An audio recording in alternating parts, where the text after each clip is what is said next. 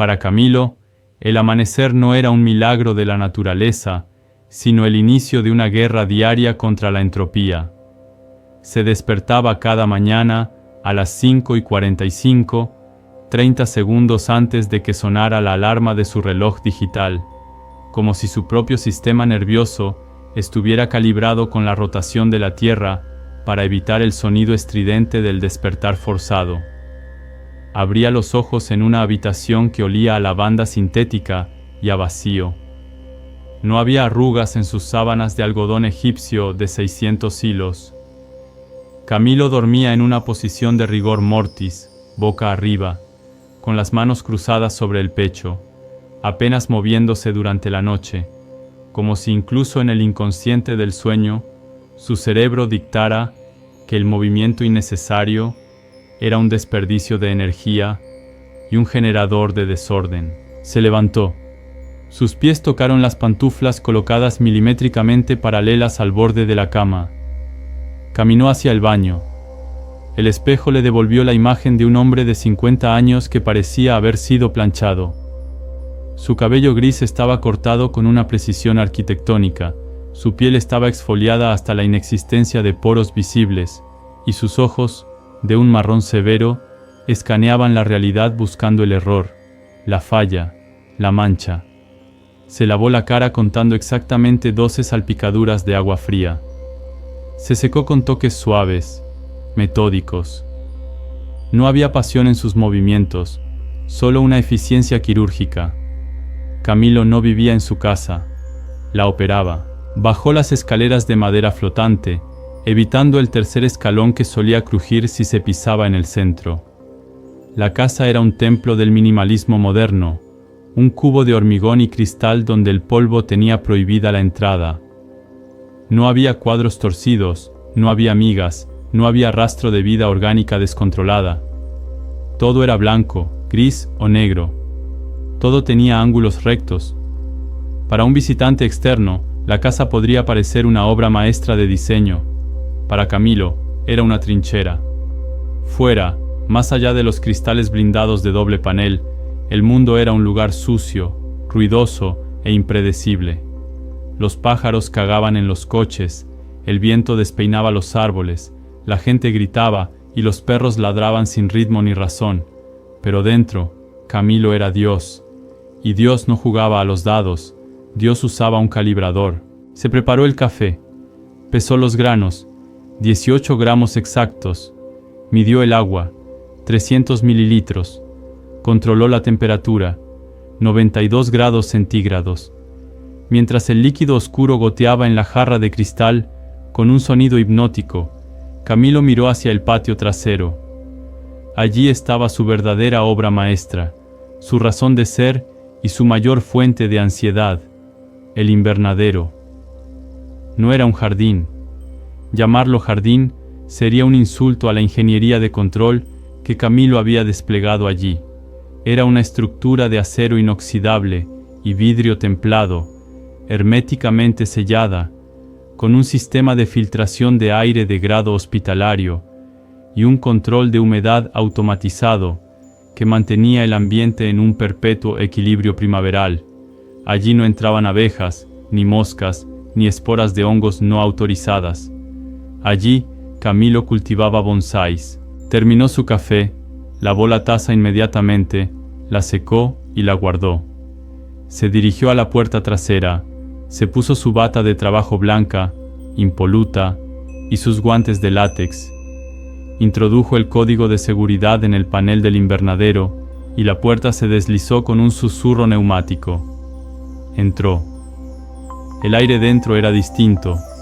No olía a tierra mojada y vida salvaje, sino a nutrientes químicos y a ozono.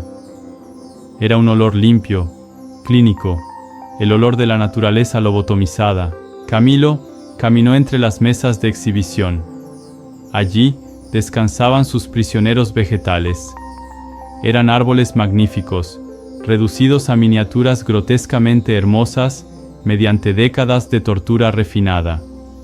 Había un arce tridente cuyas raíces se aferraban a una roca volcánica como garras desesperadas.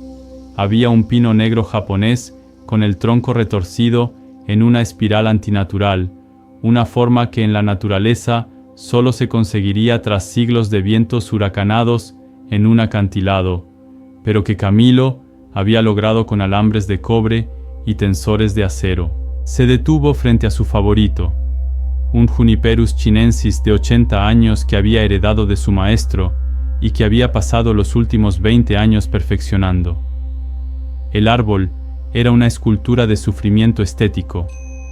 Gran parte de su madera estaba muerta y blanqueada con sulfuro de calcio para crear el efecto yin, simulando la vejez y la intemperie, mientras que una única vena viva de corteza roja alimentaba unas pocas nubes de follaje verde oscuro, perfectamente esféricas.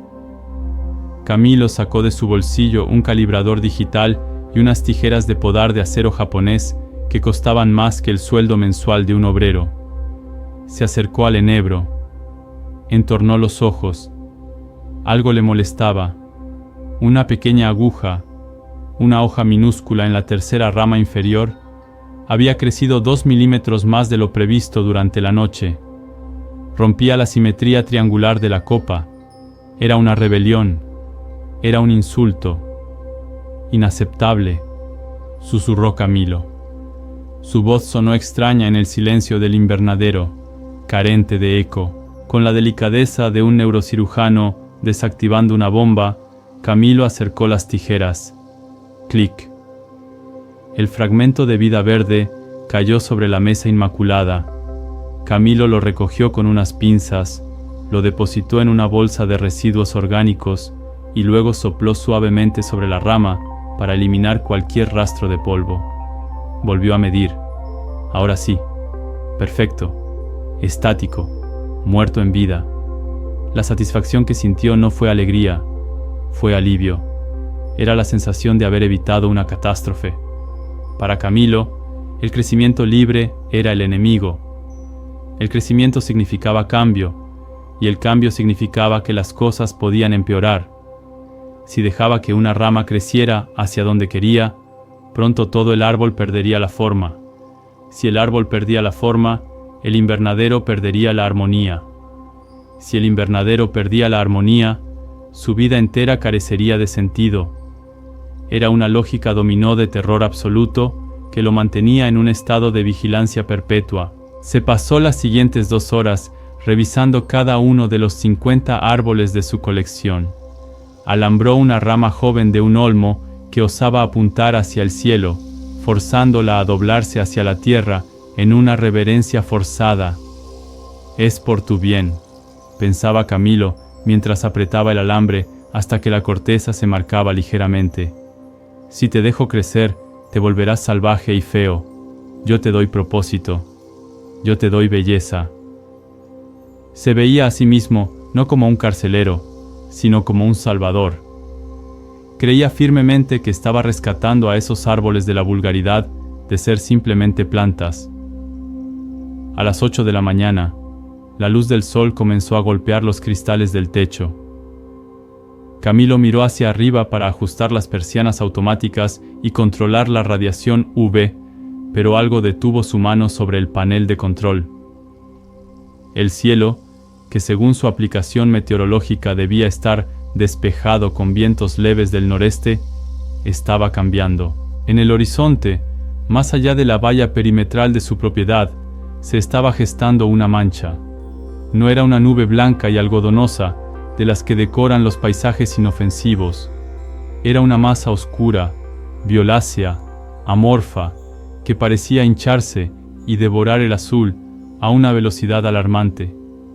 Camilo sintió un pinchazo frío en el estómago. Verificó su reloj.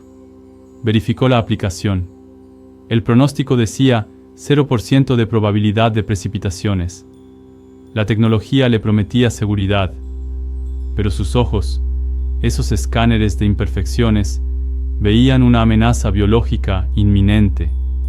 El viento comenzó a levantar polvo en el jardín del vecino, ese hombre detestable que dejaba crecer el césped hasta los tobillos y tenía rosales sin podar que trepaban caóticamente por las paredes. Las copas de los árboles de la calle empezaron a agitarse violentamente, perdiendo hojas, inclinándose, cediendo ante una fuerza invisible y desordenada. Camilo miró las paredes de cristal de su santuario. Eran fuertes, sí. Estaban diseñadas para resistir granizo y vientos moderados. Pero la oscuridad que avanzaba traía consigo un color extraño, un tono verdoso que los habitantes de las llanuras conocen bien y temen profundamente. El aire fuera del invernadero se volvió pesado, eléctrico. Dentro, en la calma climatizada, los bonsáis permanecían inmóviles, congelados en sus poses artísticas. Pero Camilo empezó a sudar. Una gota de transpiración, no autorizada y fuera de protocolo, rodó por su sien. La naturaleza, esa bestia sucia y caótica que él había mantenido a raya con muros y alambres durante décadas, estaba llamando a la puerta. Y no venía a pedir permiso para entrar. Venía a reclamar su territorio. Camilo apretó los puños, manchando el látex blanco de sus guantes con la tensión de sus propios nudillos. «Aquí no», dijo en voz alta, como si pudiera darle órdenes a la atmósfera. «Aquí mando yo». Pero el primer trueno, un sonido gutural que hizo vibrar el suelo bajo sus pies y tintinear las herramientas de metal sobre la mesa, le respondió con una carcajada de pura energía salvaje. La primera gota no cayó, se estrelló. Fue un impacto sólido, pesado, como si alguien hubiera lanzado una canica de plomo desde la estratosfera. Golpeó el techo inclinado del invernadero justo encima de la cabeza de Camilo, produciendo un chasquido seco que reverberó en la estructura metálica. Camilo dio un respingo, interrumpiendo su respiración controlada. Miró hacia arriba. Donde antes había un cristal inmaculado, ahora había una pequeña mancha de agua que se distorsionaba rápidamente por la vibración. Un segundo después, llegó la segunda, luego la tercera. Y en un abrir y cerrar de ojos, el cielo se desplomó. No era una lluvia convencional, era un bombardeo. El sonido dentro del invernadero pasó del silencio monástico a un rugido ensordecedor, una cacofonía de miles de martillos líquidos golpeando simultáneamente contra la fragilidad transparente que separaba el orden de Camilo del caos exterior. El granizo comenzó a mezclarse con el agua, piedras de hielo del tamaño de nueces que rebotaban contra el vidrio templado con una violencia homicida. Tac, tac, boom, tac, tac. Camilo retrocedió instintivamente, cubriéndose la cabeza con los brazos, aunque sabía racionalmente que el vidrio de seguridad de doble capa estaba diseñado para resistir impactos de alto calibre. Pero el instinto animal, ese que Camilo había reprimido bajo capas de lógica y civismo, le gritaba que su refugio se había convertido en una trampa de resonancia. El sistema de climatización automatizado enloqueció. Las luces LED de espectro completo parpadearon 2 veces y se apagaron, sumiendo el invernadero en una penumbra grisácea, iluminada solo por los relámpagos que rasgaban el cielo cada vez con más frecuencia. La luz estroboscópica de la tormenta revelaba instantáneas de terror. Los árboles del jardín vecino doblándose hasta tocar el suelo, láminas de plástico volando como fantasmas enloquecidos, y el agua corriendo en torrentes de barro por los senderos de grava blanca que Camilo había rastrillado esa misma mañana. ¡Aguanta!, gritó Camilo, no se sabe si a la estructura o a su propia cordura. Su voz fue tragada por el estruendo. Corrió hacia el panel de control manual en la pared norte.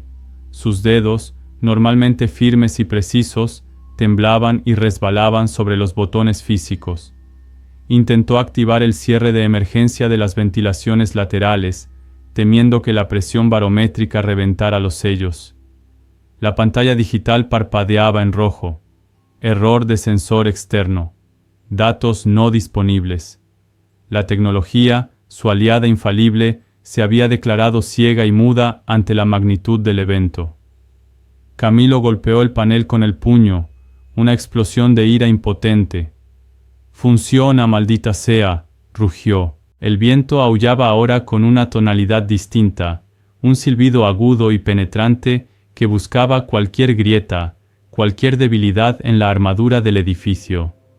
Las paredes de cristal vibraban visiblemente, flexionándose hacia adentro con cada ráfaga, desafiando las leyes de la resistencia de materiales. Camilo miró sus bonsáis. Allí estaban, indefensos en sus mesas de exhibición, pequeñas obras maestras de paciencia, ajenas al apocalipsis que ocurría a centímetros de sus hojas. El Juniperus chinensis de 80 años parecía temblar, no por el viento, sino por la vibración del suelo. Camilo sintió una punzada de protección paternal tan aguda que le dolió el pecho. Esos árboles eran sus hijos. Eran la prueba de que el tiempo podía ser domado. Si algo les pasaba, décadas de control se evaporarían.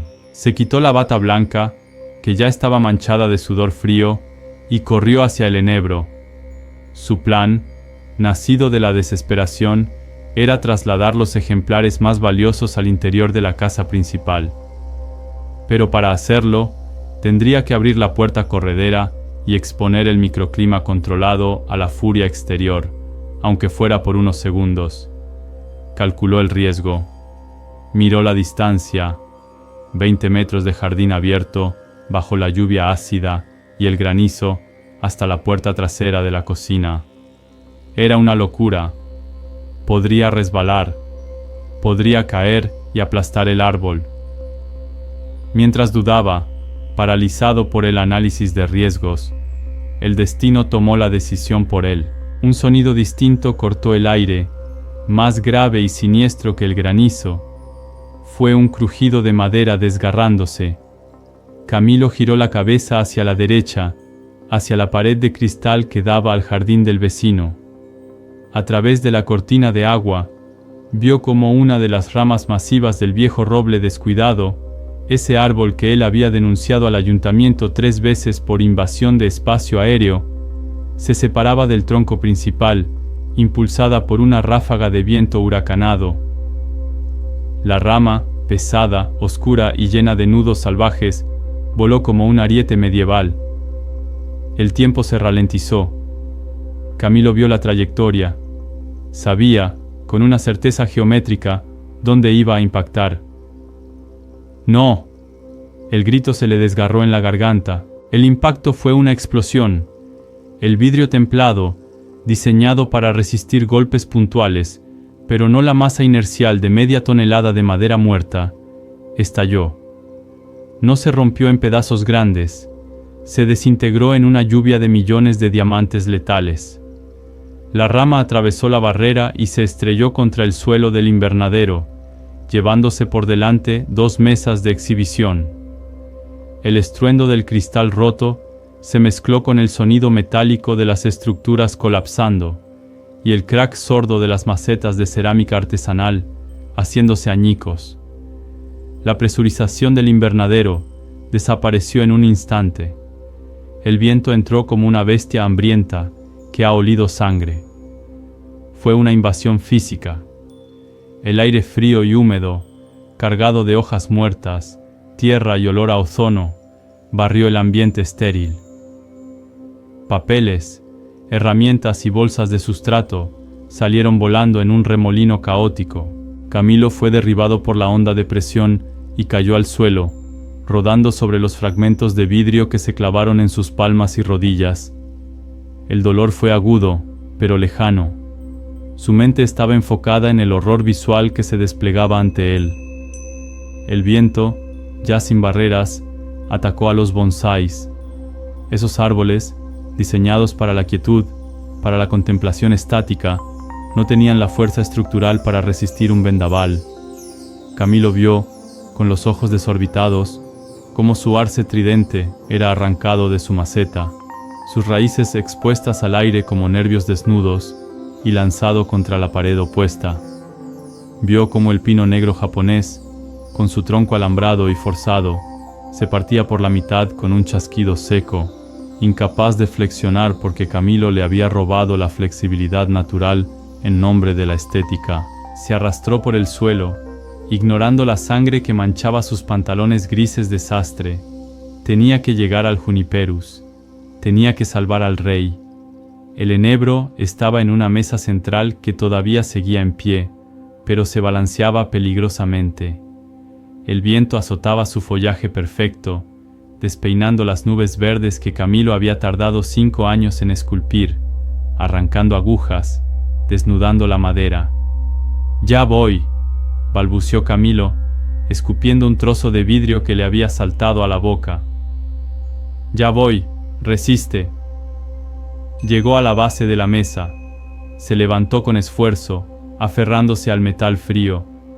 Extendió los brazos para rodear la maceta, para usar su propio cuerpo como escudo humano contra la tormenta. Pero la naturaleza no tiene piedad con los héroes trágicos. Justo cuando sus dedos rozaron la cerámica fría, una nueva ráfaga de viento entró por el agujero gigante en la pared, creando un efecto túnel devastador. La mesa volcó. Camilo se lanzó hacia adelante en un intento desesperado de atrapar el árbol en el aire, como un portero tratando de detener un penalti imposible. Sus manos chocaron contra la masa de tierra y ramas, pero el peso y la inercia fueron excesivos. El árbol se le escapó entre los dedos ensangrentados y cayó al suelo de hormigón pulido. No hubo rebote. Hubo destrucción. La maceta antigua, una pieza de la dinastía Qing por la que había pagado una fortuna en una subasta, explotó en fragmentos irreconocibles. El cepellón de raíces se deshizo, la tierra negra se esparció por el suelo, mezclándose con el granizo blanco. Y el tronco, ese tronco majestuoso con su vena viva y su madera muerta, se quebró limpiamente por la base. La copa verde rodó unos centímetros y se detuvo, inerte, separada de sus raíces para siempre. Camilo cayó de rodillas junto al cadáver de su obra maestra. El viento le golpeaba la cara, mojándolo, despeinándolo, arrancándole las gafas, pero él no se movió. Miró los restos del enebro, miró la rama del vecino que yacía, obscena y victoriosa, en medio de su santuario destruido. Miró sus manos llenas de barro y sangre. La tormenta rugía sobre él, celebrando su victoria. El agua fría empapaba su ropa, calaba sus huesos, borraba las líneas rectas de su planchado. Todo lo que había construido, todo el orden meticuloso de su vida, se había reducido a escombros en menos de 3 minutos. No había simetría en la destrucción, no había belleza en el caos, solo había pérdida. Y en ese momento, arrodillado en el fango de su propia derrota, Camilo abrió la boca y soltó un grito que no fue de ira, ni de miedo, sino de un dolor tan antiguo y profundo que sonó como si algo dentro de él también se hubiera partido por la mitad. La tormenta pasó como pasan todas las tragedias, dejando tras de sí un silencio que pesa más que el ruido. Cuando la lluvia cesó y el viento se redujo a una brisa culpable que movía los trozos de plástico rasgado, Camilo seguía allí, arrodillado en el fango, tiritando de una manera incontrolable, que no tenía nada que ver con el frío y todo que ver con el shock. Se levantó como un autómata, con las rodillas crujiendo y la ropa empapada pegada al cuerpo, como una segunda piel muerta. No miró atrás. No intentó recoger los trozos de macetas ni salvar las raíces expuestas. Su mente, incapaz de procesar la magnitud del desastre, había optado por el apagón total. Caminó hacia la casa, entró en la cocina impoluta, dejando un rastro de barro negro y sangre diluida sobre el suelo de porcelanato blanco, y cerró la puerta corredera. Echó el cerrojo, bajó las persianas metálicas de seguridad, se aisló del mundo y de su propio fracaso. Los días siguientes fueron una caída libre hacia la entropía que tanto había temido. Camilo, el hombre que cronometraba su café y medía sus pasos, dejó de funcionar. Se acostó en el sofá de diseño italiano con la ropa sucia puesta y se quedó allí, mirando al techo, catatónico. La casa, privada de su cuidador obsesivo, comenzó a morir lentamente. El polvo, ese enemigo microscópico que Camilo había mantenido a raya con filtros EPA y aspiradoras robotizadas, comenzó a asentarse sobre las superficies lacadas. Una fina capa gris cubrió la mesa de centro. Una telaraña, tejida por una araña oportunista que había entrado durante la tormenta, apareció en la esquina superior de la lámpara de pie. Camilo veía el polvo, veía la telaraña.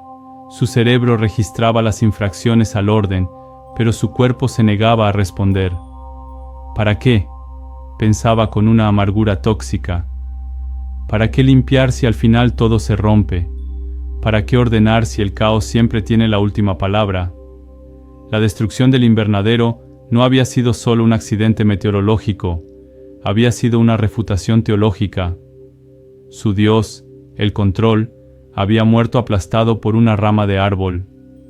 Y sin su Dios, Camilo no era un sacerdote, era un loco solo en una casa vacía. Dejó de afeitarse. Su barba, siempre rasurada al ras, creció irregular y canosa, picándole la cara, dándole el aspecto de un náufrago urbano. Dejó de comer a sus horas. Comía galletas rancias directamente del paquete, de pie en la cocina, sin usar platos para no tener que lavarlos. Bebía agua del grifo con la mano. Se convirtió en todo lo que despreciaba, un ser desaliñado, improductivo y sucio. Pasaba las horas muertas durmiendo o mirando la pantalla apagada del televisor, viendo su propio reflejo distorsionado y barbudo, un extraño que había ocupado su lugar. Pasó una semana, quizás 2. El tiempo había perdido su estructura rígida de minutos y segundos para convertirse en una masa gelatinosa de día y noche. Pero el olor fue lo que finalmente lo sacó de su letargo. A pesar de las ventanas cerradas y el aire acondicionado, un hedor dulzón y penetrante comenzó a filtrarse en la casa. No era el olor limpio de la lluvia, era el olor de la descomposición vegetal, el olor de la muerte biológica fermentándose al sol. Camilo se levantó del sofá, mareado y débil. El olor venía del patio trasero. Era una acusación olfativa. Sus árboles, sus hijos, se estaban pudriendo. La culpa, que había estado agazapada bajo la depresión, se levantó con colmillos afilados. «Los has abandonado», le susurró su conciencia. «No solo dejaste que murieran, los has dejado insepultos». Impulsado por un morbo masoquista y una necesidad residual de cierre, Camilo buscó las llaves del invernadero. Le costó encontrarlas entre el desorden de correos sin abrir que se acumulaba en la entrada. Abrió la puerta trasera. La luz del sol de la tarde le hirió los ojos, acostumbrados a la penumbra de la depresión. El aire caliente le golpeó la cara. Caminó hacia la estructura esquelética. El invernadero parecía el cadáver de una ballena varada en la playa, con las costillas de acero retorcidas y la piel de cristal arrancada. El suelo estaba cubierto de escombros brillantes. Camilo avanzó con cuidado, sus zapatillas de caza pisando cristales y barro seco. El panorama era desolador. Los bonsáis que habían sobrevivido al impacto inicial habían muerto de sed y de exposición en las semanas siguientes. Sin el sistema de riego automático, sin la humedad controlada y bajo el sol directo sin filtros, se habían secado. Sus hojas, antes verdes y lustrosas, eran ahora crujientes y marrones, aferradas a las ramas como piel momificada. El olmo estaba negro. El arce tridente era un esqueleto gris. La muerte era total y absoluta. No había belleza en esa decadencia, solo había negligencia. Camilo llegó al lugar donde había caído el Juniperus chinensis. La maceta rota seguía allí, los fragmentos de cerámica esparcidos como huesos. El tronco partido yacía en el suelo, la madera muerta y la vena viva ahora indistinguibles en su color pardo. Camilo sintió que las lágrimas, esas que no había derramado durante la tormenta, se agolpaban ahora en sus ojos, calientes y furiosas. se agachó para tocar la madera seca de su árbol favorito, para pedirle perdón por su arrogancia y su fragilidad. Pero entonces, su mano se detuvo en el aire. Sus ojos, esos escáneres entrenados para detectar la anomalía, captaron un punto de color que no encajaba en la paleta de marrones, grises y negros de la ruina. Allí, justo en el centro del cepellón de tierra desmoronada del enebro muerto, había verde. No era el verde oscuro y serio de las agujas de pino. Era un verde eléctrico, vibrante, casi vulgar en su intensidad. Camilo parpadeó, pensando que era una alucinación por la falta de comida. Se acercó más. No era una alucinación, era una planta. Había nacido de la nada. Probablemente una semilla traída por el viento de la tormenta, o cagada por un pájaro que pasó volando por el techo roto. Había aterrizado en la tierra rica y fertilizada del bonsái muerto. Había aprovechado el agua de la lluvia y el sol directo, que había matado a los árboles delicados, y había explotado en vida. Era una mala hierba, una planta silvestre, común, de esas que Camilo había envenenado sistemáticamente en las grietas de su acera durante años. Tenía un tallo grueso y peludo, hojas anchas y dentadas que se extendían con una arrogancia territorial, y en la punta, desafiante, una flor. No era una flor elegante como una orquídea, era una flor amarilla, chillona, asimétrica, abierta de par en par al cielo, con pétalos desordenados y un centro lleno de polen que parecía gritar. Camilo la miró con incredulidad y luego con un odio creciente. Esa cosa, esa intrusa, se estaba alimentando del cadáver de su obra maestra. Estaba chupando los nutrientes que habían sido destinados a la realeza botánica. Era un parásito. Era el caos encarnado, burlándose de su dolor, floreciendo en medio de su cementerio. Era fea, era desordenada, era incontrolable. «Maldita sea», gruñó Camilo, su voz ronca por el desuso. Se puso de pie y buscó alrededor algo con que matarla. Vio una pala de mano oxidada entre los escombros. La agarró con fuerza, sintiendo el metal frío en su palma. La rabia le dio una inyección de adrenalina que no sentía desde hacía semanas. Iba a arrancar esa cosa de raíz, iba a triturarla, iba a restaurar, al menos en ese metro cuadrado de tierra, la soberanía de la muerte ordenada. Se arrodilló frente a la flor amarilla, levantó la pala, listo para golpear, listo para ejecutar la sentencia. Su respiración era agitada, su sombra cayó sobre la planta, pero la planta no se inmutó. La flor amarilla siguió allí, brillando bajo el sol, meciéndose suavemente con la brisa que entraba por las paredes rotas. Y en ese movimiento, en ese pequeño baile despreocupado frente a su verdugo, Camilo vio algo que lo detuvo en seco. Vio una abeja, una pequeña abeja doméstica, peluda y rayada, descendió del cielo abierto y aterrizó sobre la flor. Camilo se quedó congelado, con la pala en alto. La abeja caminó sobre los pétalos desordenados, se metió en el centro de la flor, se rebosó en el polen, y luego alzó el vuelo de nuevo, zumbando con una vitalidad indiferente a la tragedia de Camilo. La pala tembló en su mano. Camilo miró la flor, miró la abeja que se alejaba, y se dio cuenta de una verdad aterradora. En todo ese invernadero de miles de dólares, en todos esos años de cuidado obsesivo, nunca, jamás, había entrado una abeja. Sus bonsáis eran estériles, eran perfectos, sí, pero estaban solos. Esa mala hierba, esa invasora fea y común, había logrado en una semana lo que él no había logrado en 20 años. Había conectado con el universo. Había creado vida. Camilo bajó la pala lentamente, pero no la soltó. El conflicto en su mente era una guerra civil. Una parte de él, la parte del arquitecto del miedo, gritaba: «Mátala, es el desorden». La otra parte, una parte nueva y pequeña que acababa de nacer al ver a la abeja, susurraba: déjala. Es lo único que respira aquí.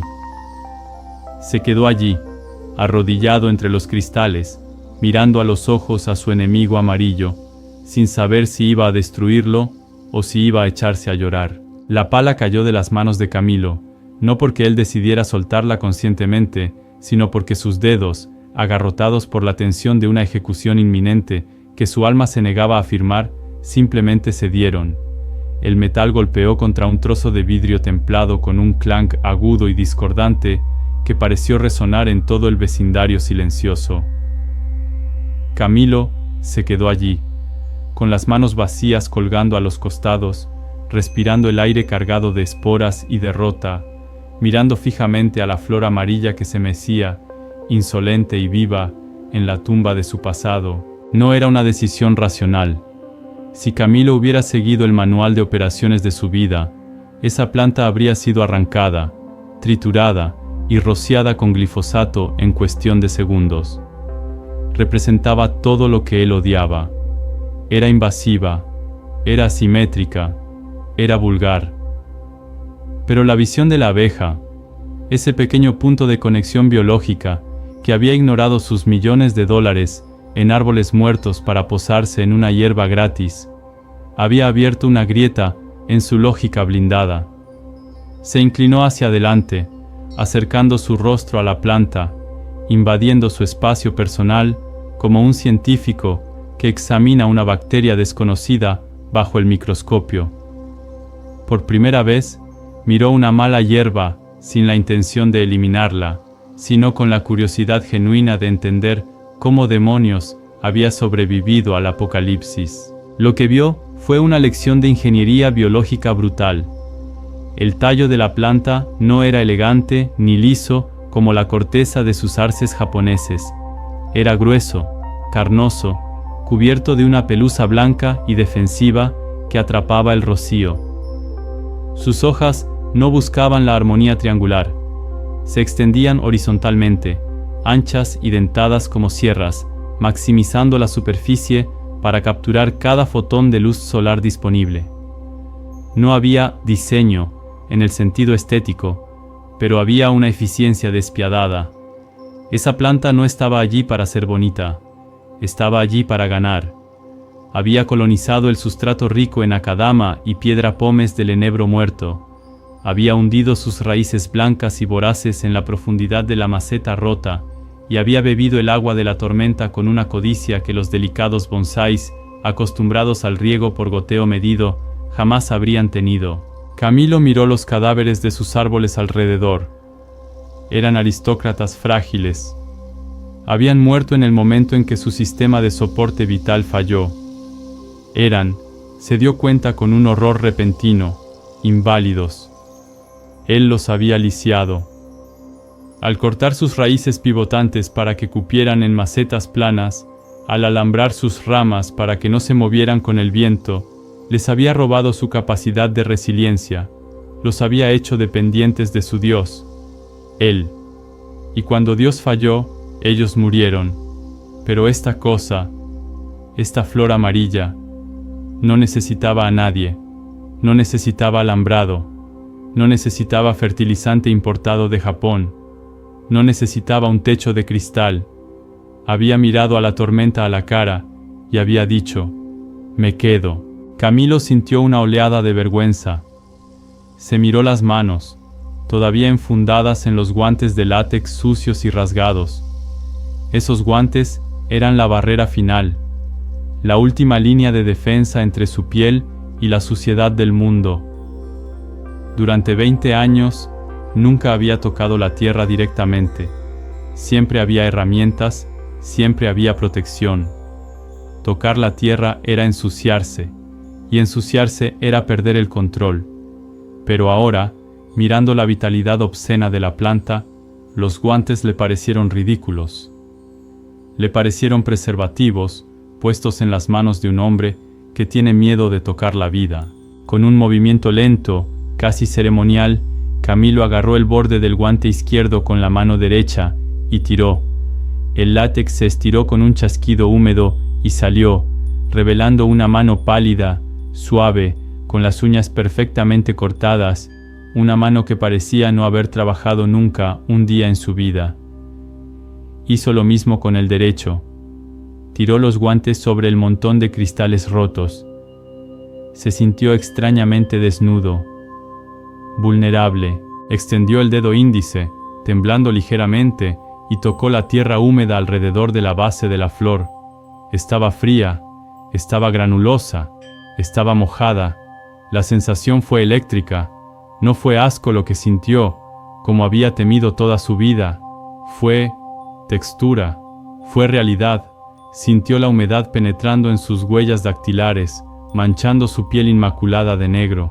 Frotó la tierra entre el pulgar y el índice. No era suciedad, era materia. Era el útero de donde salía todo y la tumba a donde volvía todo. Luego, tocó la planta. Rozó con la yema del dedo uno de los pétalos amarillos. Era suave, aterciopelado, infinitamente más delicado que las agujas rígidas de sus pinos, y sin embargo, estaba sostenido por una estructura vital mucho más fuerte. La planta no se retrajo.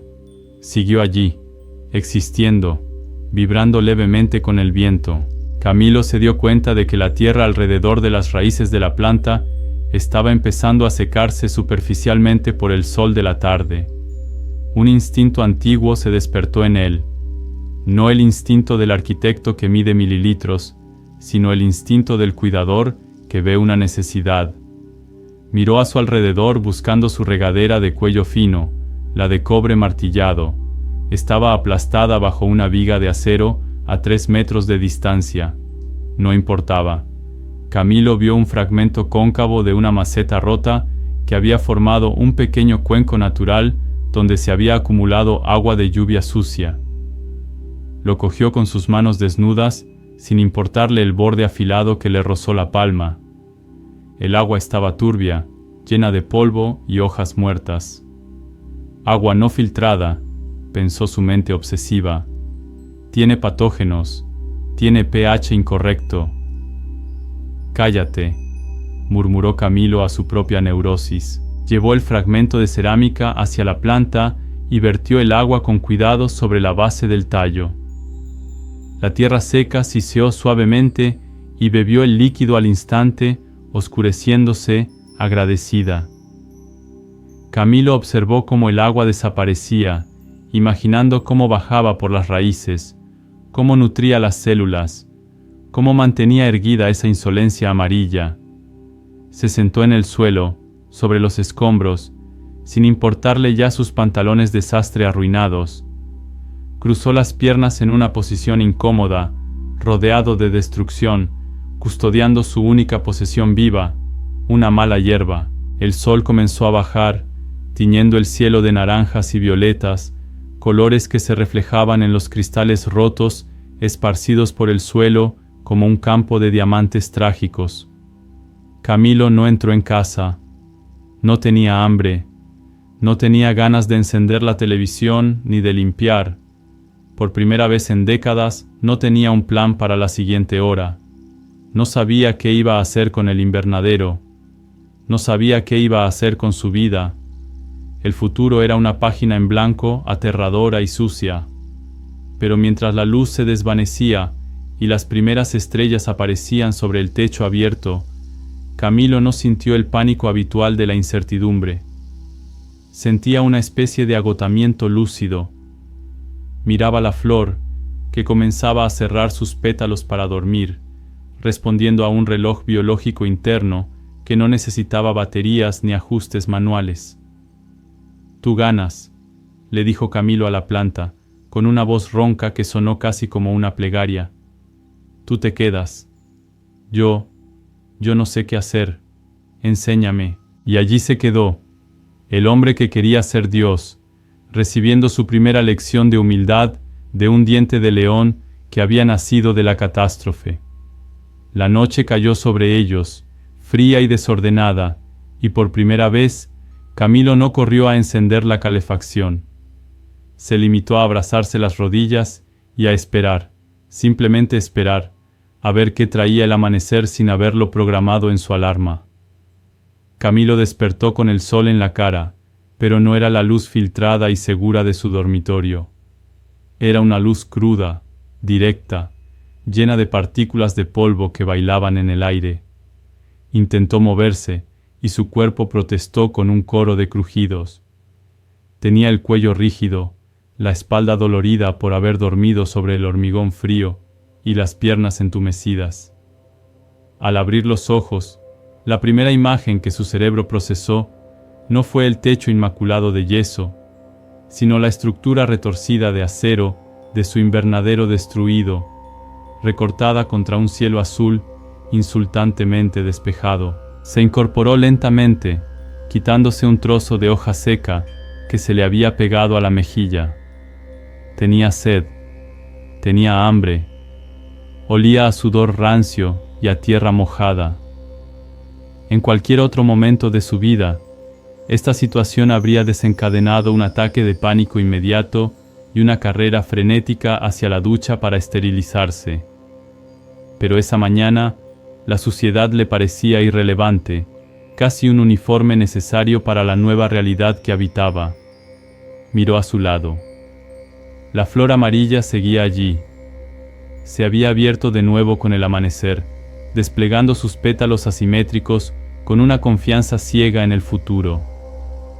Camilo sintió una punzada extraña en el pecho, una mezcla de envidia y admiración. Esa cosa minúscula había dormido mejor que él. Un ruido metálico, como el de una herramienta golpeando una valla, lo sacó de su trance botánico.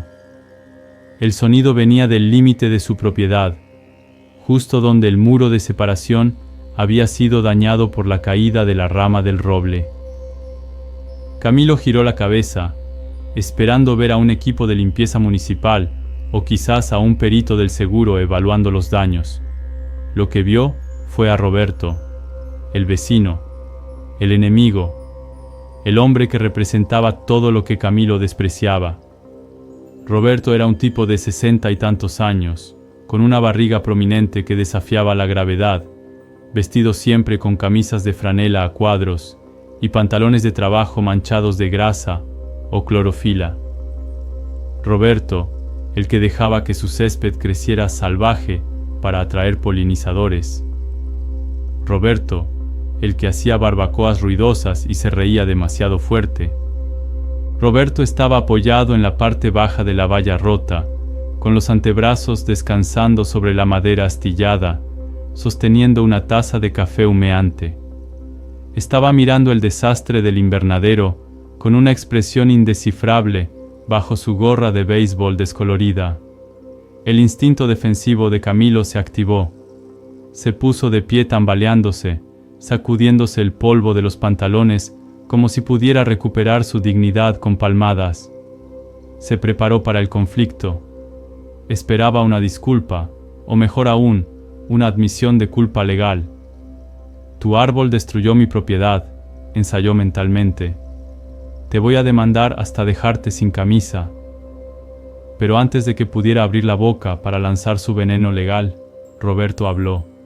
Su voz era grave, rasposa, una voz de fumador y de madrugadas al sereno. Vaya destrozo, vecino, lo siento mucho, de verdad. Sé cuánto querías a esos arbolitos tuyos. Camilo se quedó paralizado. La empatía era lo último que esperaba. La frase se le atragantó en la garganta. Miró la rama masiva del roble que seguía tirada en medio de su invernadero. Un monumento a la negligencia de Roberto. Tu árbol, empezó Camilo, con la voz quebrada por la sequedad. Tu maldito árbol se vino abajo. Deberías haberlo podado. Te lo dije. Te envié 3 cartas certificadas. Si lo hubieras cortado como exigía la normativa, esto no habría pasado. Roberto tomó un sorbo de su café sin inmutarse por la agresión. Miró hacia arriba, hacia el roble gigantesco que sombreaba ambos jardines. Al árbol le faltaba una extremidad importante, dejando una herida de madera clara en el tronco oscuro, pero seguía en pie, majestuoso, meciendo el resto de su copa en la brisa matutina. Lo sé, Camilo, leí tus cartas, dijo Roberto con calma. Pero mira el árbol, Míralo bien. Camilo lo miró con odio. ¿Qué quieres que mire? Está roto. Es un peligro público. Perdió una rama, sí, asintió Roberto. El viento fue brutal esa noche. Un viento de los que arrancan tejados. Mi roble sintió la presión. ¿Y sabes qué hizo? Soltó la rama. Se deshizo de lo que le pesaba demasiado para salvar el tronco. Fue un sacrificio calculado. Perdió una parte para no perder el todo. Por eso sigue ahí de pie. Por eso seguirá dándome sombra este verano. Roberto señaló con su taza hacia los restos del invernadero, hacia los bonsáis muertos y quebrados. Tus árboles, vecino, eran preciosos, obras de arte, pero eran demasiado rígidos. Los tenías tan atados, tan controlados, que no supieron cómo doblarse. Cuando vino el viento, intentaron mantenerse perfectos, y la naturaleza no perdona la rigidez. Lo que no se dobla, se parte. Camilo sintió que la sangre le subía a la cara. Quería gritarle que él no sabía nada de arte, nada de la disciplina milenaria del bonsái, nada de la perfección estética. Pero sus ojos se desviaron involuntariamente hacia el pino negro japonés partido por la mitad. El tronco estaba limpio, recto, sin flexibilidad. Roberto tenía razón. Había muerto por ser demasiado duro. Había muerto por no saber ceder. Es una desgracia, continuó Roberto, cambiando el tono a uno más suave. Pero la tierra es agradecida. Limpia todo esto y vuelve a plantar. No voy a volver a plantar nada, escupió Camilo. Se acabó. Mira esto. Es un cementerio. No queda nada vivo aquí. Roberto entrecerró los ojos y señaló con el dedo hacia el montón de tierra donde Camilo había estado sentado. ¿Y eso qué es? Camilo miró hacia abajo. La flor amarilla. Brillante. Imposible. Es una mala hierba, dijo Camilo con desprecio, aunque en el fondo sabía que ya no la odiaba. Un diente de león. Basura. Roberto soltó una carcajada breve. ¿Basura? Amigo, eso es un milagro de la ingeniería. ¿Sabes por qué está ahí? Porque es una planta pionera. Son las primeras en llegar después de un incendio o un desastre. Sus raíces son taladros. Rompen el suelo compactado para airearlo y que otras plantas puedan vivir después. Preparan el terreno. Son las enfermeras del suelo. Y además, se comen. Las hojas en ensalada son amargas pero buenas para el hígado. Y tú pareces necesitar algo bueno para el hígado, con la cara que traes. Camilo miró la planta con nuevos ojos. Enfermera del suelo. Pionera. Conceptos que nunca había asociado con el desorden. ¿Por qué no tienes bayas tú?, preguntó Camilo de repente, una pregunta que no sabía que tenía guardada. Roberto se encogió de hombros. Las bayas requieren mantenimiento, y la verdad, me gusta ver hasta dónde llega el jardín. Además, si pones vallas muy altas, no ves venir las tormentas. Tú te encerraste en tu caja de cristal, Camilo. Creaste un clima perfecto ahí dentro. 22 grados, 50% de humedad. Muy cómodo. Pero mentira. Fuera de aquí hace frío, hace calor, llueve y hay bichos. Tus árboles vivían en una mentira. Y cuando la verdad entró por la ventana, bueno, el shock los mató antes que el viento. Roberto terminó su café y se limpió la boca con la manga de la camisa. Voy a traer la motosierra más tarde para quitar esa rama de tu propiedad. No te cobraré nada, y tampoco espero que me pagues los daños. La madera es buena para la chimenea. Si quieres, te guardo unos troncos. Te vendrá bien el fuego. Pareces tener frío. El vecino se dio la vuelta y empezó a caminar hacia su casa, silbando una melodía desafinada, pisando su césped alto y lleno de tréboles, sin preocuparse de aplastar nada, sabiendo que la hierba se volvería a levantar sola porque sabía cómo hacerlo. Camilo se quedó solo de nuevo. Pero el silencio ya no era vacío, estaba lleno de las palabras de Roberto. Lo que no se dobla, se parte. Vivían en una mentira. Miró sus manos sucias. Miró su ropa arruinada. Se dio cuenta de que él también había sido un bonsái en una caja de cristal. Había construido una vida de control absoluto, de horarios rígidos, de limpieza maníaca, creyendo que eso lo protegía del dolor y del miedo. Pero solo lo había hecho frágil. La primera tormenta real, la pérdida de su control, lo había partido por la mitad, igual que a su pino japonés. Se agachó de nuevo junto al diente de león. Rozó sus hojas dentadas. «Tú te doblas, ¿verdad?», susurró. «Tú te dejas llevar por el viento y por eso sigues aquí». Una idea comenzó a germinar en su mente. Una idea aterradora y liberadora. Miró la valla rota entre su casa y la de Roberto. Había un hueco, un espacio abierto por donde se veía el jardín del vecino. Un caos de colores, arbustos despeinados, abejas zumbando y vida desordenada. Siempre había odiado esa vista. Siempre la había tapado. Pero hoy, la vista le parecía extrañamente atractiva. Parecía posible. Camilo se levantó. No fue hacia la casa para ducharse. No fue a buscar bolsas de basura para limpiar el desastre. Caminó hacia el hueco en la valla. Se detuvo en el límite de su propiedad, justo donde su suelo de hormigón terminaba y empezaba la tierra negra y revuelta del accidente. Puso un pie fuera de su terreno, puso el otro. Cruzó al jardín del vecino. El suelo era irregular bajo sus zapatillas. La hierba le rozaba los tobillos. Había olor a menta silvestre y a humedad. Era un territorio extranjero, hostil a su neurosis, pero vital para su espíritu. Camilo avanzó unos pasos, sintiéndose como un astronauta en un planeta nuevo, explorando el caos que tanto había temido, buscando entender cómo diablos se podía vivir sin controlar cada milímetro de la existencia. Al cruzar la frontera invisible entre su propiedad y la de Roberto, Camilo sintió que entraba en una dimensión atmosférica distinta. En su lado de la valla, el aire siempre había sido neutro, filtrado, inodoro. Aquí, el aire tenía peso y textura. Era una sopa densa de olores que asaltaban su sistema límbico sin pedir permiso.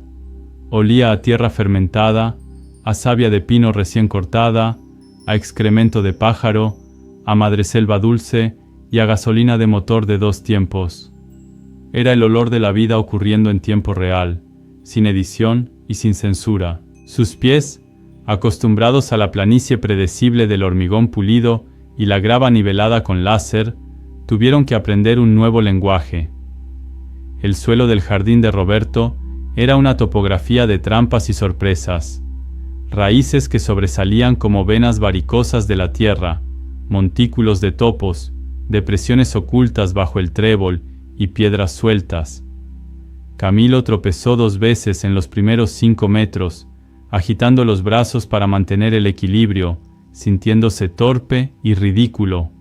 Su cuerpo rígido, entrenado para la estática del bonsái, luchaba contra la fluidez del terreno salvaje, a medida que se adentraba en la maleza, porque para él aquello no era un jardín, era una selva. Su mente obsesiva comenzó a catalogar las infracciones. Vio rosales trepadores que se asfixiaban unos a otros en una lucha darwiniana por el sol. Vio tomateras que habían crecido tanto que se habían vencido por su propio peso, arrastrándose por el suelo, con frutos rojos reventados y pudriéndose en la tierra, cubiertos de hormigas. «Desperdicio», murmuró su voz interior. «Falta de tutorado, ineficiencia». Pero entonces vio algo más. Sobre los tomates podridos revoloteaban mariposas y avispas. Debajo de las hojas muertas, vio el brillo húmedo de las lombrices trabajando, aireando el suelo, convirtiendo la muerte en abono. En su invernadero, un tomate podrido era un foco de infección, una emergencia sanitaria que requería fungicidas y cuarentena. Aquí, en el reino del caos de Roberto, un tomate podrido no era un error, era combustible, era el almuerzo de alguien más. Camilo se detuvo, fascinado y horrorizado a la vez. Entendió que su jardín era una fotografía, estática, perfecta y muerta. El jardín de Roberto era una película, sucia, movida, violenta y viva. Aquí no había desperdicio, solo transformación. Llegó hasta donde estaba Roberto. El vecino estaba de espaldas, peleando con el tronco masivo de la rama caída, usando una motosierra vieja y ruidosa que escupía humo azul. El sonido era brutal, desgarrando la paz de la mañana, pero tenía un ritmo, una cadencia de trabajo honesto. Roberto manejaba la máquina con una destreza despreocupada, dejando que el peso de la herramienta hiciera el trabajo, cubriéndose los brazos de serrín húmedo. Camilo se quedó mirando. Vio el sudor bajando por el cuello de toro de Roberto. Vio la tensión en sus antebrazos. Vio la suciedad incrustada en las arrugas de su piel. Era la antítesis de su propia existencia de guantes de látex y pinzas de precisión. Roberto apagó la motosierra. El silencio volvió de golpe, dejando un zumbido en los oídos de Camilo. El vecino se giró, se secó la frente con el antebrazo y le sonrió, mostrando unos dientes manchados de café. «Has cruzado al lado oscuro», bromeó Roberto, dando una palmada al tronco cortado. «Bienvenido a la jungla, vecino». Camilo miró el tronco. Era enorme. La madera interior era de un color crema pálido, casi blanco, en contraste con la corteza oscura y rugosa. Olía intensamente a roble, un olor antiguo y noble. «Vengo a...». Camilo dudó. No sabía a qué venía. ¿A supervisar? ¿A quejarse? ¿A mirar? «Vengo a ver si necesitas ayuda con esto. Es mi valla la que rompió, después de todo». Roberto arqueó una ceja, sorprendido. Miró las manos de pianista de Camilo, ahora sucias de barro pero todavía suaves, y luego miró los troncos pesados que acababa de cortar. «¿Ayuda?» Roberto soltó una risita. «No sé si estás vestido para el baile, Camilo. Esos pantaloncitos tuyos valen más que mi furgoneta. Pero si lo dices en serio, agarra ese extremo». Roberto señaló una sección del tronco de 1 metro de largo. Pesaría fácilmente 30 o 40 kilos. Camilo sintió un pinchazo de miedo. ¿Y si me hago daño en la espalda? ¿Y si me astillo las manos? Su mente calculó los riesgos ergonómicos, pero su cuerpo, impulsado por esa nueva energía extraña que le había dado el diente de león, se movió antes de que pudiera arrepentirse. Se agachó. No había técnica, no había manual de instrucciones. Agarró la madera rugosa. La corteza era áspera, agresiva. Sintió la humedad de la savia pegándose a sus palmas. Tiró hacia arriba. El peso fue sorprendente, una gravedad muerta que tiró de sus hombros y tensó sus piernas. Gruñó. Un sonido animal, bajo y gutural, salió de su garganta. «¡Arriba!», gritó Roberto, agarrando el otro extremo. Juntos, levantaron el tronco. Caminaron torpemente hacia la pila de leña de Roberto, bajo un cobertizo de chapa oxidada. Los músculos de Camilo ardían. El sudor comenzó a brotarle de la frente, picándole en los ojos, mezclándose con el polvo. Su corazón bombeaba con fuerza.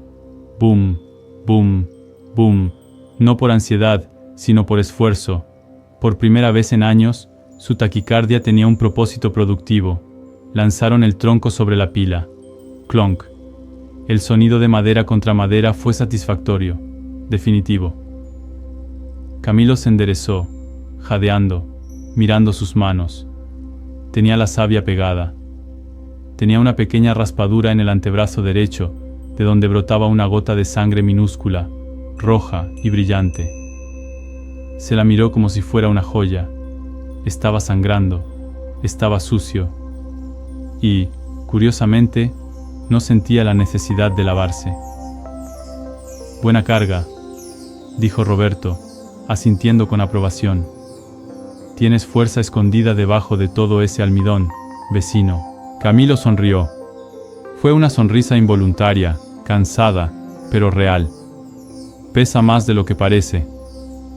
La culpa y la madera siempre pesan más cuando intentas moverlas solo, filosofó Roberto, sacando un pañuelo sucio para limpiarse la nariz.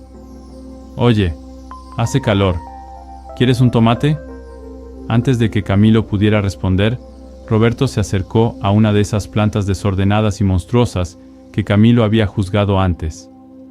Arrancó 2 tomates rojos, deformes, llenos de cicatrices y con formas extrañas. Nada que ver con las esferas perfectas y enceradas del supermercado. Roberto se limpió uno en la pechera de su camisa grasienta y le lanzó el otro a Camilo. Camilo lo atrapó al vuelo. El tomate estaba caliente por el sol. Tenía una grieta cerca del tallo. Tenía un poco de tierra. Su protocolo de seguridad alimentaria gritó: «Bacterias, lávalo, pélalo». Miró a Roberto, que ya había mordido el suyo como si fuera una manzana, dejando que el jugo y las semillas le corrieran por la barbilla. Roberto cerró los ojos y gimió de placer. «Esto es sol masticable, amigo. Pruébalo». Camilo miró el tomate en su mano. Era imperfecto, era asimétrico, era sucio, era todo lo que él no era. Se lo llevó a la boca, mordió. La piel se rompió con un chasquido. La explosión de sabor fue tan intensa que Camilo tuvo que cerrar los ojos. No sabía a agua y cartón, como los tomates que él compraba. Sabía a ácido, a dulce, a tierra, a verano. Era un sabor violento y maravilloso. El jugo le manchó la camisa. Una semilla se le quedó entre los dientes. Comió con voracidad, de pie en medio del jardín salvaje, rodeado de abejas y serrín, sintiendo cómo el sabor borraba años de dietas insípidas y controladas. «Está bueno, ¿eh?», dijo Roberto masticando. «La variedad es feo de Tudela, así se llaman. Son horribles de ver, pero tienen el mejor corazón, como mucha gente que conozco». Camilo terminó el tomate y se lamió los dedos, un gesto que habría considerado bárbaro hacía 24 horas. «Es increíble», admitió Camilo. «¿Ves?», dijo Roberto, señalando su jardín caótico. «Si intentas controlar el tomate para que salga redondo y rojo perfecto, pierde el sabor. Tienes que dejar que la planta sufra un poco, que luche, que crezca torcida. El sabor viene de la lucha, Camilo. Tus bonsáis eran bonitos, pero ¿daban fruto?». La pregunta quedó flotando en el aire, más pesada que el tronco de roble. Camilo pensó en sus árboles estériles. No daban fruto, no daban sombra, ni siquiera daban oxígeno suficiente para mantener a un ratón. Eran egoístas, eran vanidad pura. «No», susurró Camilo. «No daban nada, solo pedían». Roberto asintió y dio una palmada en el hombro de Camilo, dejándole una mancha de grasa en la camisa. «Bueno, ahora tienes espacio. Tienes mucha luz y mucha tierra revuelta. Es el mejor momento para empezar un huerto, vecino. El desastre es el mejor abono». En ese momento, Camilo miró hacia su propiedad a través del hueco de la valla. Vio las ruinas de su invernadero, pero ya no vio un cementerio. Vio, como había dicho Roberto, espacio. Vio luz entrando donde antes había techo.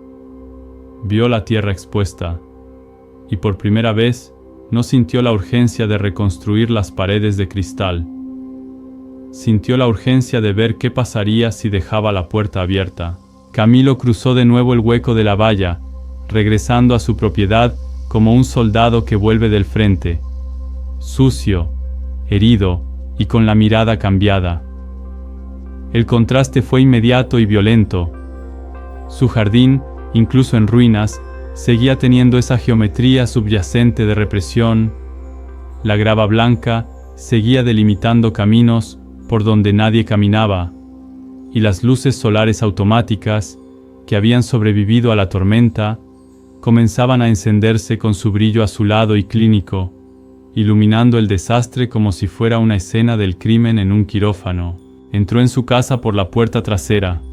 El aire acondicionado lo golpeó, frío y seco, diseñado para evitar el sudor, pero ahora se sentía como el aliento de un cadáver. Camilo caminó por el pasillo de mármol. Sus zapatillas dejaban huellas de barro negro y arcilloso. Ploc, ploc, ploc. En otro tiempo, cada huella habría sido una puñalada en su corazón, una emergencia de limpieza nivel 5.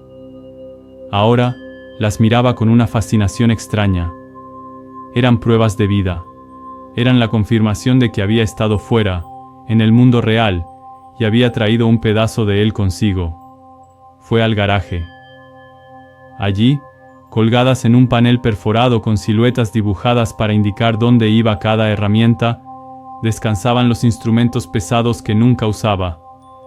Había comprado un mazo de demolición hacía 10 años, por si acaso, y una palanca de acero de 1 metro de largo.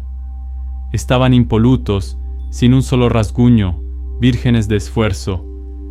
Camilo los descolgó. Pesaban como la verdad. Salió de nuevo al patio. La luz del atardecer se estaba volviendo roja, sangrienta. Se paró frente a los restos esqueléticos del invernadero. La estructura principal de acero seguía en pie, torcida y peligrosa, sosteniendo todavía grandes paneles de vidrio que se habían agrietado, pero no habían caído, colgando como guillotinas transparentes esperando un cuello. Durante años, Camilo había entrado en ese lugar, conteniendo la respiración, moviéndose con la delicadeza de un bailarín para no perturbar el polvo. Ahora, agarró el mazo con ambas manos, sintiendo la madera del mango contra sus palmas pegajosas de savia y tomate. «Se acabó», dijo. No fue un grito, fue una sentencia. Levantó el mazo y golpeó el primer panel de vidrio que quedaba intacto a la altura de su cintura. ¡Crash! El sonido fue magnífico. No fue el tintineo triste de una copa que se rompe por accidente. Fue el estruendo deliberado de la liberación. El vidrio estalló en una lluvia de diamantes que salieron despedidos hacia afuera, brillando con la última luz del sol. Camilo sintió la vibración del impacto subir por sus brazos hasta sus hombros, sacudiendo sus huesos, despertando músculos dormidos. Respiró hondo, tragando aire lleno de polvo de vidrio, y golpeó de nuevo. Y otra vez. Y otra. Con cada golpe, Camilo no estaba rompiendo solo ventanas, estaba rompiendo años de reglas autoimpuestas. Golpe. Ahí va la prohibición de correr por el pasillo. Golpe. Ahí va el miedo a que los invitados manchen el sofá. Golpe. Ahí va la obsesión por la simetría, por los números pares, por la temperatura controlada. Se movió hacia las mesas de exhibición que quedaban en pie, esas estructuras de metal cromado donde había esclavizado a sus árboles. Las golpeó con la palanca, doblando el metal, volcándolas, arrojándolas al suelo. El ruido era ensordecedor, una cacofonía de destrucción industrial que resonaba en la urbanización silenciosa. Probablemente los vecinos estarían mirando detrás de sus cortinas, aterrorizados, pensando que Camilo se había vuelto loco. Y tenían razón. Se había vuelto loco de cordura. Llegó a la zona de las macetas vacías y los sacos de sustrato apilados. Rajó los sacos con la punta de la palanca, esparciendo la tierra acadama cara y estéril por el suelo, mezclándola con el barro común, contaminando su pureza con la realidad. Pateó los tiestos de entrenamiento de plástico. Gritó. Gritó sin palabras, un aullido gutural que salía desde el fondo de su diafragma, expulsando 20 años de silencio educado. Sudaba a mares. Su camisa de lino estaba empapada, transparente, pegada a su espalda. El barro le salpicaba la cara.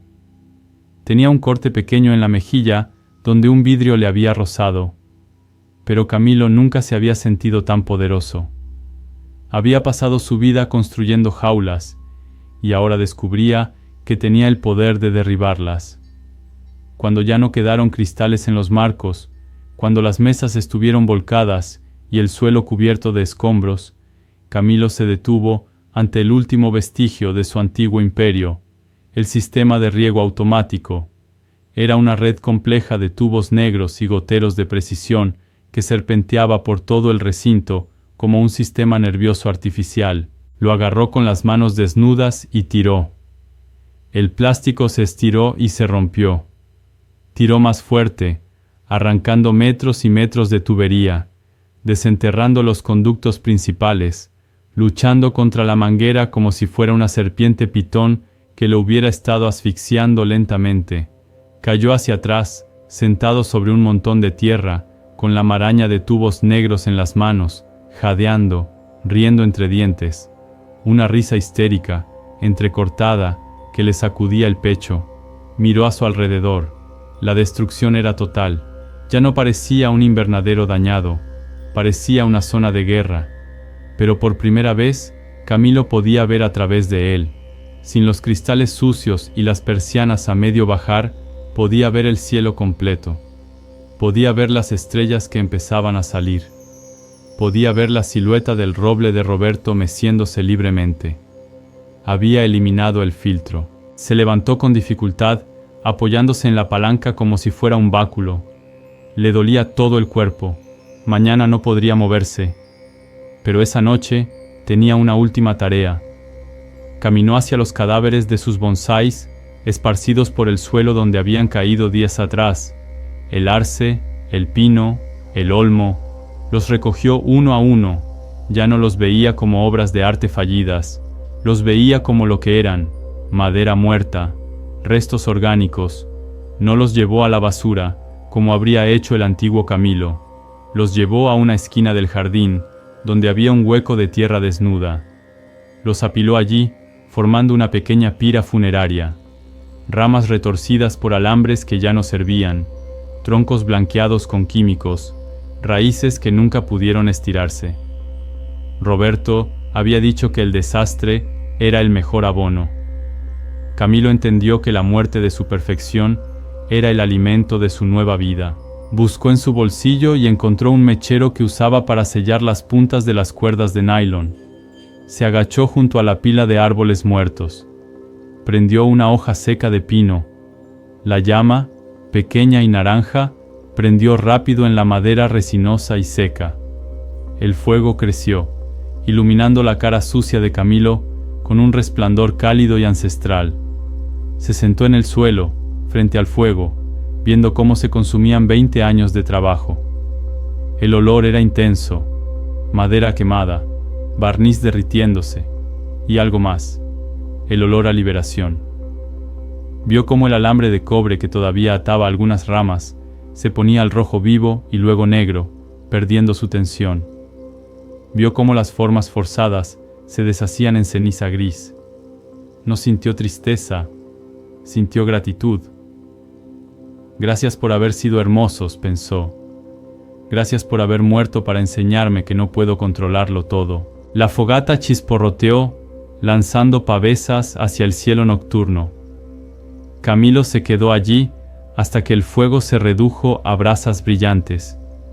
A su lado, en la oscuridad, la flor amarilla del diente de león se había cerrado para dormir, protegida no por un cristal blindado, sino por la simple y maravillosa suerte de estar viva en un mundo peligroso. Camilo se tumbó en la tierra, al lado de la flor y de las brasas. Por primera vez en su vida, no le importó si un insecto caminaba por su brazo. No le importó si su ropa se manchaba de hollín. Cerró los ojos y escuchó el viento. No el viento que golpeaba contra un muro, sino el viento que pasaba a través, acariciando, silbando, trayendo noticias de lugares donde nadie medía nada. Y así, el jardinero de bonsái se durmió, soñando no con tijeras, sino con bosques. El amanecer lo encontró cubierto de rocío, con las cenizas de sus antiguos dioses adheridas a la piel y un dolor muscular que abarcaba desde la nuca hasta los talones.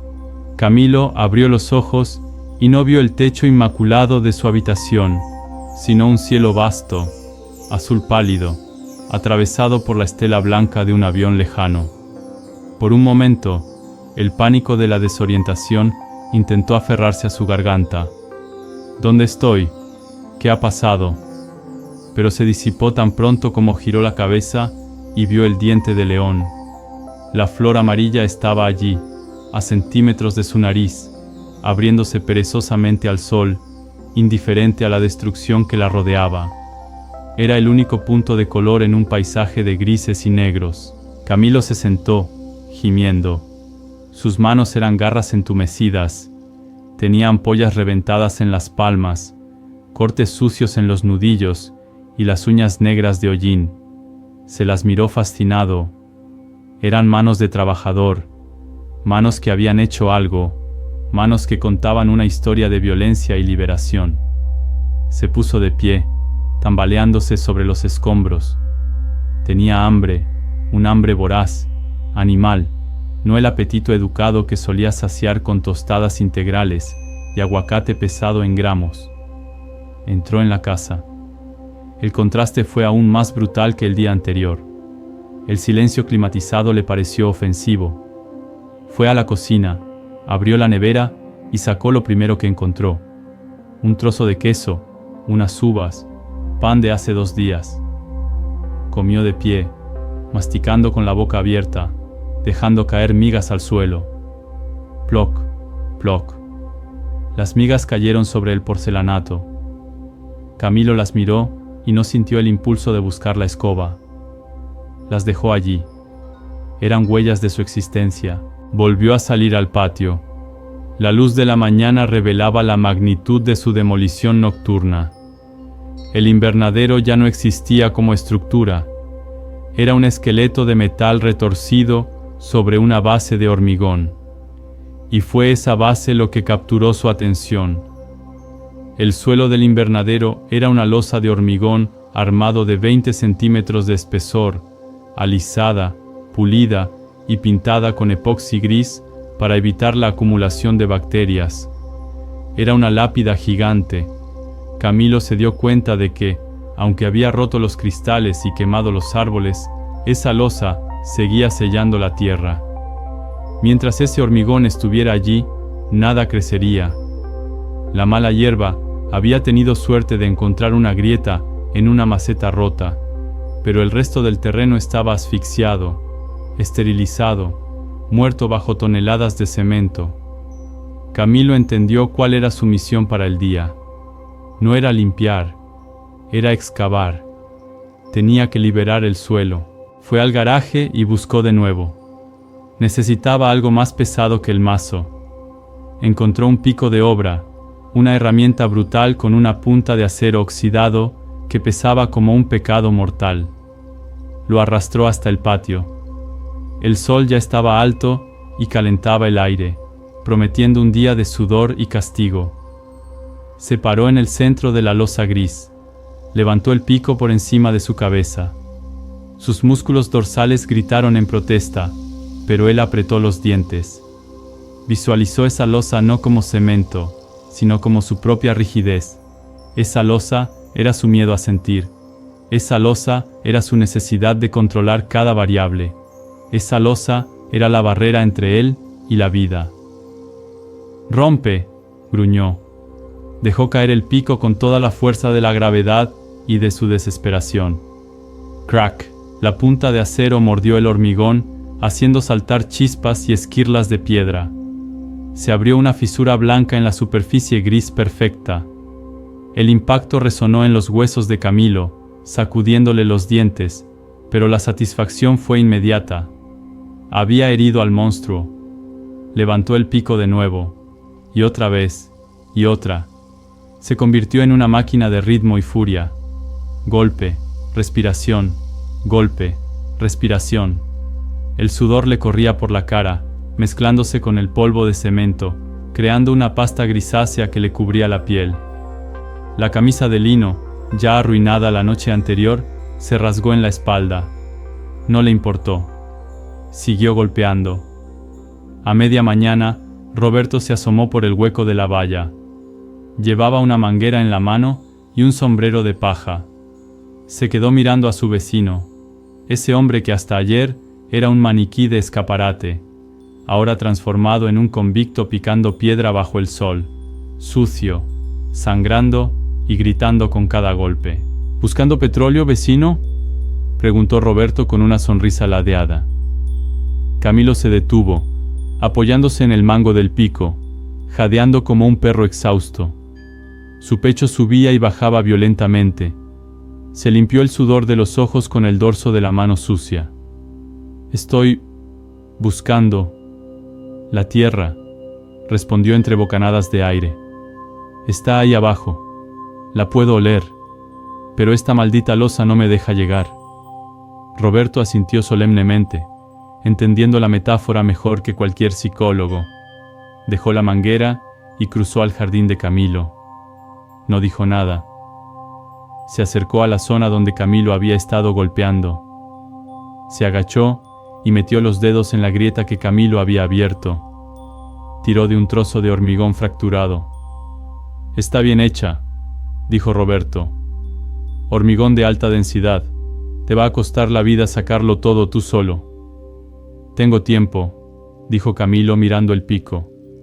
«Tengo el resto de mi vida». Roberto se levantó y le dio una palmada en la espalda que casi lo tira al suelo. «Esa es la actitud. Pero la espalda tiene un límite, amigo. Escucha, tengo un martillo neumático en el cobertizo. Es viejo, hace un ruido del demonio y vibra tanto que se te caerán los empastes, pero hará el trabajo en 2 horas en lugar de en 2 semanas. ¿Te lo traigo?» Camilo miró el pico, miró sus manos destrozadas. Su ego de mártir quería decir: «No, puedo hacerlo solo, necesito sufrir esto». Pero su nueva sabiduría, la que le había enseñado el diente de león y el pino partido, le dijo: «Acepta ayuda, la rigidez rompe, la flexibilidad une». «Sí», dijo Camilo. «Tráelo, por favor». La tarde se convirtió en un infierno de ruido y polvo. Roberto y Camilo se turnaron con el martillo neumático. El sonido era atroz. Ta, ta, ta, ta, ta. Un estacato violento que pulverizaba la losa gris. Levantaron nubes de polvo que cubrieron todo el barrio. Bebieron cerveza barata y caliente directamente de la lata en los descansos, sentados sobre los escombros. Camilo nunca había bebido cerveza en lata. Le supo a gloria. Al caer la tarde, la losa había desaparecido. En su lugar, había montañas de cascotes grises que tendrían que retirar después. Pero en el centro, donde habían limpiado los escombros, había aparecido la tierra. No era la tierra negra y fértil de las bolsas compradas. Era una tierra marrón, compactada, asfixiada durante años por la falta de oxígeno y luz. Olía a humedad encerrada, a sótano antiguo, pero estaba allí. Era el suelo original, el suelo real sobre el que se asentaba su casa y su vida. Camilo soltó el martillo neumático. Le temblaban los brazos por la vibración residual. Caminó hacia el centro del espacio liberado. Se arrodilló. Hundió las manos en esa tierra fea y pobre. Estaba fría, estaba dura. «Está muerta», murmuró Camilo con decepción. «No está muerta», corrigió Roberto limpiando la máquina. «Está dormida. Ha estado en coma 20 años bajo el cemento. Necesita despertar. Necesita aire, agua y mierda». «¿Mierda?», preguntó Camilo mirándolo. «Estiércol, vecino. Abono. La vida sale de la descomposición. Mañana te traeré un par de sacos de mis composteras. Huele fatal, pero es magia pura». Roberto se fue, llevándose el martillo y dejando a Camilo solo con su tierra liberada. El sol se estaba poniendo, tiñendo las montañas de escombros de un dorado melancólico. Camilo se quedó allí, arrodillado. De repente, vio algo moverse en la tierra compactada que acababa de descubrir. Algo pequeño, rosado y viscoso. Una lombriz de tierra que se retorcía, molestada por la luz repentina después de años de oscuridad, buscando volver a enterrarse. Camilo se acercó. En su vida anterior habría gritado de asco, habría corrido a por desinfectante, Una lombriz era un parásito, un intruso sucio, pero ahora la miró con una ternura infinita. Esa cosa ciega y humilde había sobrevivido bajo toneladas de hormigón, esperando pacientemente a que alguien le quitara el techo. Era una superviviente, igual que él. «Hola», susurró Camilo a la lombriz. «Bienvenida a la superficie». Con un dedo sucio hizo un pequeño agujero en la tierra para ayudarla a esconderse. Luego se tumbó de espaldas sobre el suelo irregular, sucio y real. Miró al cielo. Ya no había cristales entre él y las estrellas que empezaban a salir. No había filtros. Hacía frío, y Camilo sintió el frío. Tenía hambre, y sintió el hambre. Le dolía el cuerpo, y sintió el dolor. Estaba completamente expuesto. Era vulnerable a cualquier lluvia, a cualquier viento, a cualquier insecto, y por primera vez en 50 años se sintió absolutamente seguro, porque ya no tenía nada que proteger, nada que pudiera romperse. Él era la tierra ahora, y la tierra no se rompe. La tierra solo espera. La magia, prometida por Roberto, llegó a la mañana siguiente en la parte trasera de una camioneta vieja que tosía humo negro. No era polvo de hadas ni luz celestial. Era una montaña de estiércol de caballo, compost casero y restos de poda fermentados que olía a amoníaco, a tierra caliente y a vida concentrada.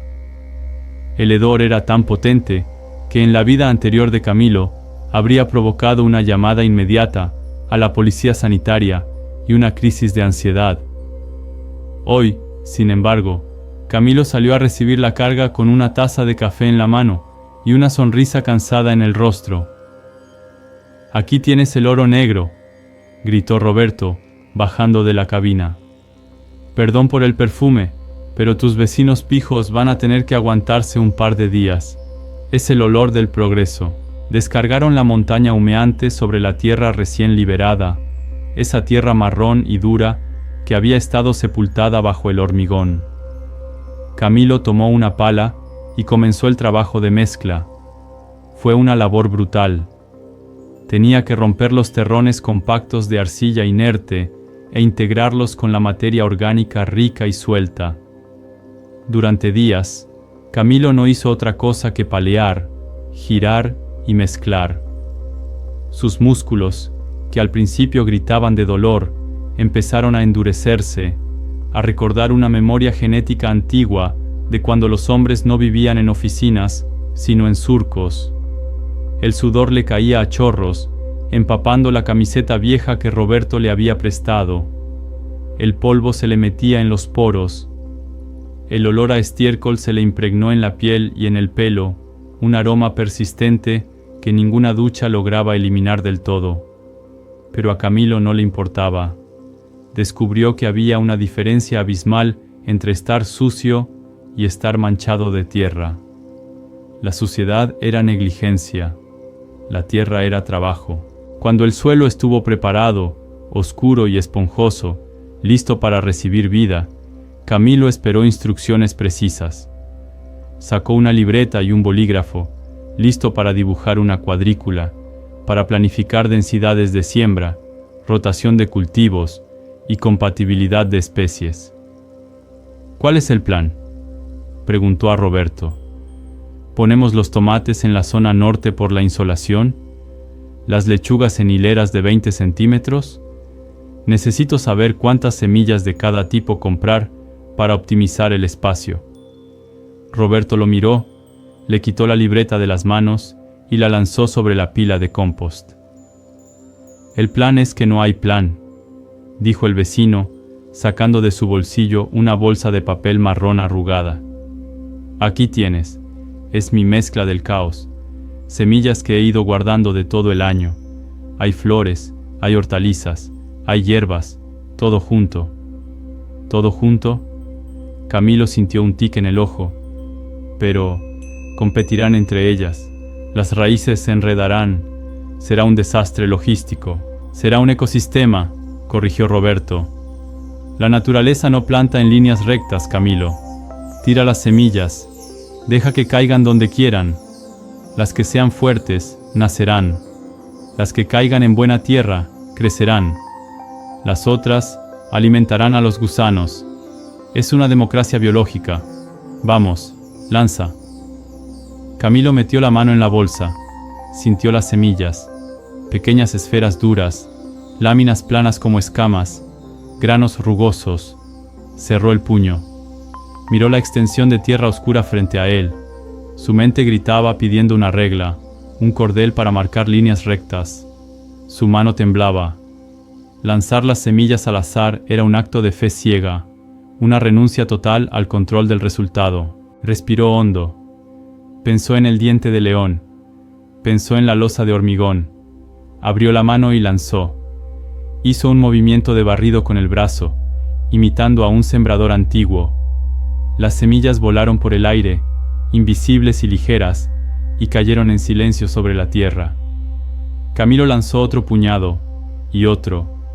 Caminó por su jardín, lanzando el futuro a los cuatro vientos, sin saber qué caía dónde, sin saber si estaba plantando una calabaza al lado de una amapola. Luego regaron. Y entonces comenzó la parte más difícil, la espera. Para un hombre acostumbrado a la inmediatez de la tecnología, donde aprietas un botón y obtienes un resultado, la agricultura fue una tortura zen. Durante una semana no pasó nada. La tierra seguía negra y vacía. Camilo salía cada mañana a las 6, se arrodillaba y miraba con lupa, buscando un brote, una señal. ¿Y si están muertas?, le preguntaba a Roberto a través de la valla. ¿Y si las ahogué? ¿Y si los pájaros se las comieron? Paciencia, neurótico, respondía Roberto desde su mecedora. Están trabajando en la oscuridad. Lo importante pasa primero abajo, donde no lo ves. Echan raíces antes de echar hojas. Déjalas en paz. Si las miras tanto, les va a dar vergüenza salir. Y un martes, después de una lluvia suave nocturna, sucedió. El suelo, antes liso, amaneció punteado de verde.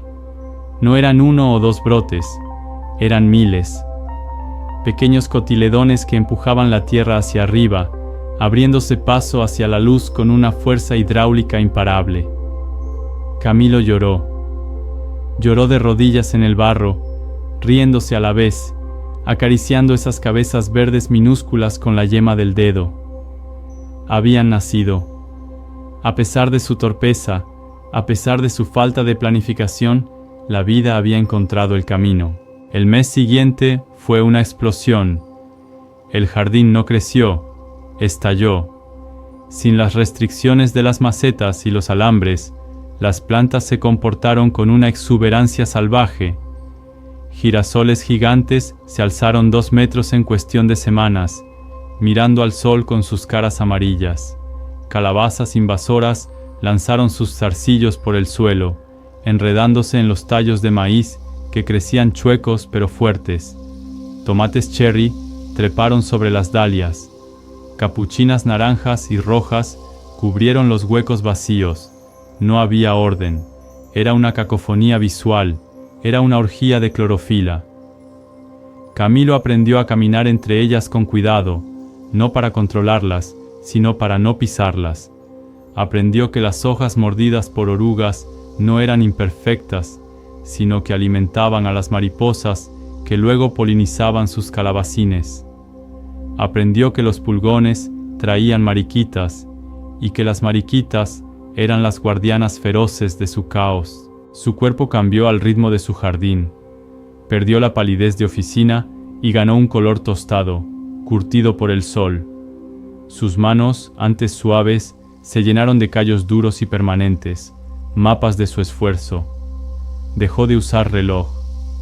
Se despertaba cuando entraba la luz y se acostaba cuando estaba cansado, un cansancio físico, pesado y delicioso que no requirió pastillas para dormir. Una tarde de finales de verano, Camilo estaba sentado en un banco de madera rústica que había construido con los restos de los palés del invernadero. Estaba comiendo una zanahoria que acababa de arrancar. Tenía tierra, solo la había sacudido un poco en su pantalón. Al morderla, crujió con un sonido seco. Era dulce, terrosa, imperfecta. Roberto apareció por el hueco de la valla, el desorden maravilloso que se extendía ante ellos.